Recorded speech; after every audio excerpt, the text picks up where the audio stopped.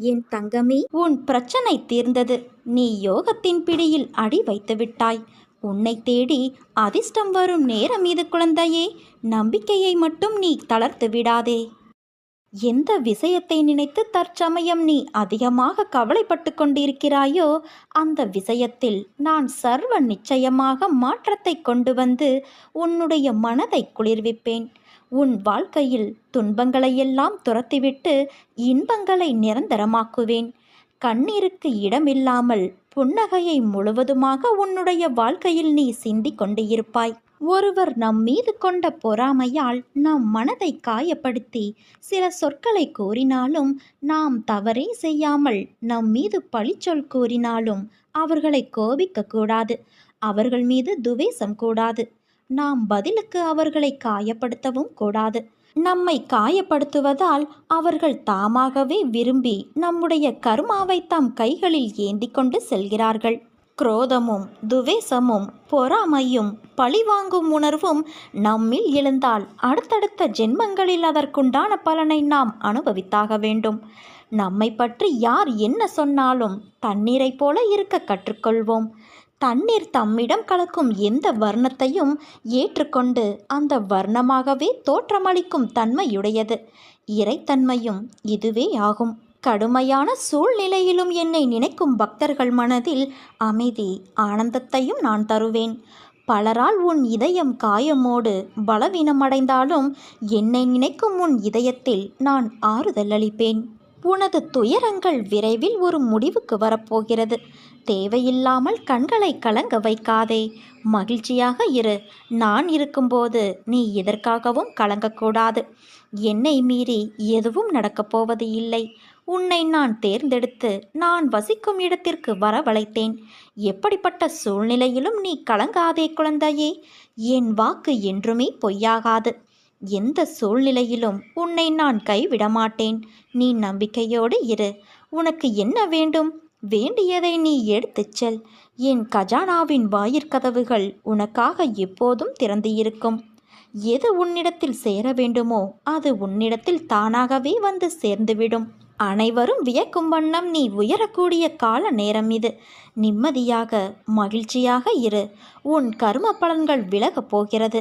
வாழ்க்கையில் பெயர் புகழ் பெற்று நீ உயரப்போகிறாய் குழந்தையே. உன்னை இன்று வழி நடத்தி செல்லும் ஆசான் நான். நித்தியப்படி வழங்க நான் சற்று தயங்கி தயங்கி யோசித்து நின்றால் நீ சற்று யோசித்துப்பார் என்ன நடந்திருக்கும் என்று. நீ கேட்டு நான் எதையும் செய்ய வேண்டிய அவசியமில்லை. எந்த சூழ்நிலையிலும் நீ கடந்து வந்த பாதையை மறக்காதே. உன்னோடு உன் அன்னையான நான் இருக்கிறேன் என் குழந்தையே. உன் கண்முன்னால் நான் அமர்ந்து கொண்டு இருக்கிறேன். உன்னுடைய செயல்களில் மாற்றத்தை கண்டு என்னை முழுமையாக ஏற்றுக்கொண்டு நீ என்னை காண துடிப்பாய். அப்போது நான் உன் கண்முன்னே தோன்றும்போது உன்னால் பேச முடியாமல் கண்களில் ஆனந்த கண்ணீர் வழிய நீ வாயடைத்து போவாய். உன் கிரகத்தில் நான் வாசம் செய்யும்போது நீ எதற்கும் கலங்கக்கூடாது. நான் இருக்கிறேன். அனைத்திலும் இருந்து உன்னை நான் விடுவிக்கப் போகிறேன். உன்னை நான் உயர்த்தி பார்க்கப் போகிறேன். கலங்காதே. உனக்கு வேண்டியதை செய்ய நான் இருக்கும்போது எவரிடத்திலும் போய் நீ நின்று கொண்டே இருக்காதே. உனது தேவையை பூர்த்தி செய்ய யாசகம் பெற்று உனக்கு தருவதற்காக உன் அன்னையான நான் காத்திருக்கின்றேன். ஒரு மனிதனின் வாழ்வும் தாழ்வும் உயர்வும் மேன்மையும் வீழ்ச்சியும் மாற்றியும் அவனது நாவில்தான் குடியிருக்கிறது. அந்த நாவிலிருந்து வரும் வார்த்தையை வைத்தே இவற்றை அவர்கள் எடை போடுகிறார்கள். ஒருவரிடம் நட்பு கொள்வதும் பகைமை கொள்வதும் உயர்வான மதிப்பை பெறுவதும் இகழ்ச்சியடைவதும் கூட இந்த நாவினால்தான் வருகிறது. அதனால் ஒரு முறை பேசுவதற்கு முன்பு பல முறை யோசனை செய் என்றார்கள். எதை கொட்டினாலும் அள்ளி விடலாம். வார்த்தையை கொட்டினால் அள்ள முடியாது.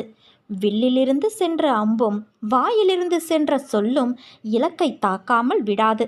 அதை திரும்ப பெறவும் முடியாது. தீயினால் சுட்டால் புண்ணாகி ஆறிவிடும். ஆனால் நாவினால் சுட்டுவிட்டால் ஆறவே ஆறாது. சொல்லாத சொல்லுக்கு நீ முதலாளி. சொன்ன சொல் உனக்கு முதலாளி. இப்படி பல விஷயங்கள் சொல்லை பற்றி இருக்கிறது. அதை பற்றி பேசுவதற்கு முன்பும் நிதானம் தேவை குழந்தையே. நாம் பேசுவதற்கு மட்டும்தான் நிதானம் தேவை என்று இல்லை. பிறர் பேசுவதையும் நிதானமாக கேட்க கற்றுக்கொள்ள வேண்டும்.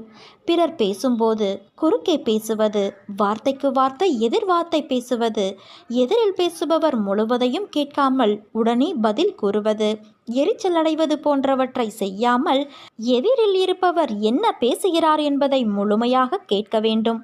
நான் கூட உன்னிடம் பல வழிகளில் தினமும் பேசிக்கொண்டுதான் இருக்கிறேன்.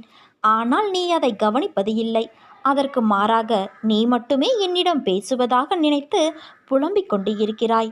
இனிமேல் நீ யாரிடம் பேசினாலும் பேசுவதற்கு முன்பு இதை பேசலாமா வேண்டாமா என்பதை பலமுறை யோசனை செய். புறங்கூறுதல், அதாவது ஒருவரை பற்றி பின்னால் பேசுவது, பிறரை தூற்றி எதிரில் இருப்பவரை புகழ்ந்து பேசுவது, காரியத்தை சாதித்து கொள்ள நயந்து பேசுவது போன்றவற்றை விட்டுவிடு. உண்மையை உள்ளபடி சொல். பொய்யை சொல்லும் அவசியம் வருவதை தவிர்த்துவிடு. பிறர் உன்னை ஆதிக்கம் செலுத்தும் வகையில் பிறரை அதிகமாக உன்னிடம் பேச விடாதே. நீயும் பிறரிடம் சிக்கிக்கொள்வதைப் போல பேச்சை விட்டுவிடாதே. இன்றிலிருந்து வார்த்தைகளை வெளியே அதிகம் கொட்டாதே. என் வார்த்தைகள் மீது நம்பிக்கை வைத்து செயல்படு என் குழந்தையே. என்னையே நம்பி தஞ்சமடைந்த உன்னை என்றும் நிர்கதியாக விடமாட்டேன், ஒருபோதும் கைவிடமாட்டேன் என்பதையும் நீ உறுதியாக நம்பு. உன் பிரச்சனையெல்லாம் தீரப்போகிறது. வாழ்க்கையில் சில நிகழ்வுகள் நீ விருப்பப்பட்டு நடக்காமல் இருக்கலாம். ஆனால் என்றும் உனக்கான நல்லது எதுவோ அதுவே நடக்கும். உன் விருப்பமில்லாமல் உன்னிடம் ஒரு நிகழ்வு வருகிறது என்றால் உன் அன்னை உன் அருகில் உனக்கான நல்லதை எடுத்து தருகிறேன் என்று நம்பிக்கை கொள். நீ விரும்பியதை மட்டும்தான் உன் கண்கள் பார்க்கும். உனக்கான நல்லதை நீ பார்க்க மறந்து விடுவாய். அதை உன் கண்கள் பார்க்கும் வண்ணம் நான் செய்வேன்.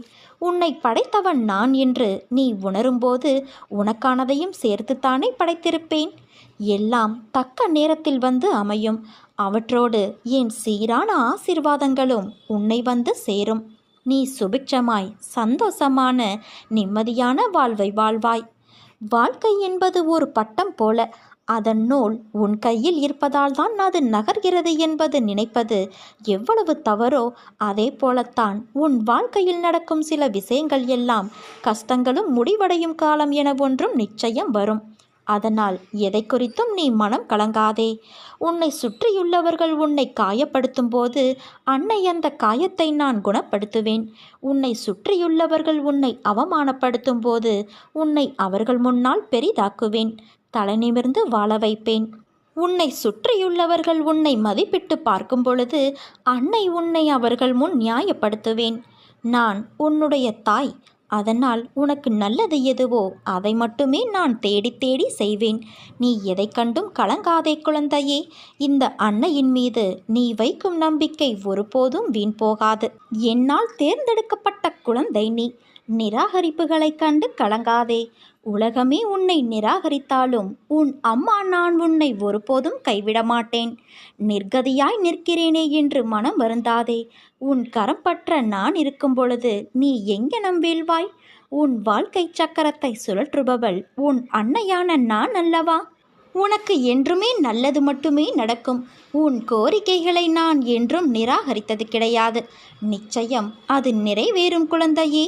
உன் மனதில் தோன்றும் தேவையற்ற சஞ்சலத்தை அழித்துவிடு.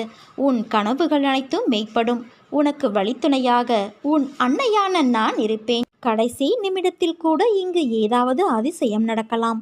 அதனால் தன்னம்பிக்கையை மட்டும் இழக்காதே. வலிமையையும் நம்பிக்கையையும் உன் அன்னையான நான் நிச்சயம் உனக்கு தருவேன். எல்லா சந்தர்ப்பங்களிலும் உன்னை அன்போடு அரவணைத்து கொண்டுதான் வருகிறேன். என் பிள்ளையான உனக்கு செய்ய வேண்டியதை தக்க சமயத்தில் நான் நன்கு செய்வேன். சற்று பொறுமையாக இரு. என் மீது நீ நம்பிக்கையாக இருக்கும்போது உனக்கான நியாயத்தை நான் செய்யாமல் போவேனா? நீ இழந்த அனைத்தையும் மீண்டும் பெறுவாய். அதற்கு நான் பொறுப்பு. நீ விரும்புவது தாமதமாவது உன் கர்ம வினையால். உன் சந்தோஷத்திற்காக உன் கருமாக்களை தட்சணையாக நான் எடுத்துக்கொண்டு உனக்கு புண்ணியத்தை உண்டாக்கி கொண்டு இருக்கிறேன். உன் கர்ம வினைகளை விரைந்து முடிக்கவே நானும் போராடி கொண்டு இருக்கிறேன். அதுவரை நீ அமைதியாக இரு என் குழந்தையே. நீ என்னிடம் எதையும் வேண்டினால்தான் நான் செய்வேன் என்று அல்ல. உனக்கு எதை எப்பொழுது எப்படி செய்ய வேண்டும் என்று எனக்கு தெரியும். உன் ஆசைகள் எண்ணங்கள் அனைத்தும் கூடிய விரைவில் நிறைவேறும். எப்பொழுதும் யாரையும் நீ சார்ந்திருக்காதே. உன் வாழ்க்கையில் இக்கட்டான நிலையில் எடுக்க வேண்டிய முடிவை நீயே முடிவு செய். உன்னுள் இருக்கும் நான் அதற்கு உதவியும் புரிவேன். ஆனால் நீயோ உன் மீது அன்பும் அக்கறையும் இல்லாத உன் சுற்றத்தார்கள் சில பேரிடம் சென்று அறிவுரை கேட்கிறாயே, ஏன்?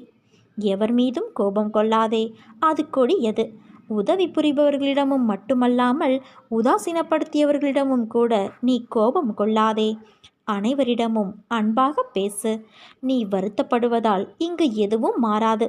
நம்பிக்கையோடு கம்பீரமாக உன் குறிக்கோளை நோக்கி செல். நீ அதை அடைய நான் உனக்கு துணை இருப்பேன். இது என் சத்திய வாக்கு. நான் உன் முன்னேதான் சென்று கொண்டே இருக்கிறேன். உன் செயல் அனைத்துமாக உன் அன்னையான நான் இருப்பேன். நீ என் பரிபூரண அருளும் ஆசீர்வாதமும் அன்பும் பெற்ற என் செல்ல குழந்தையல்லவா?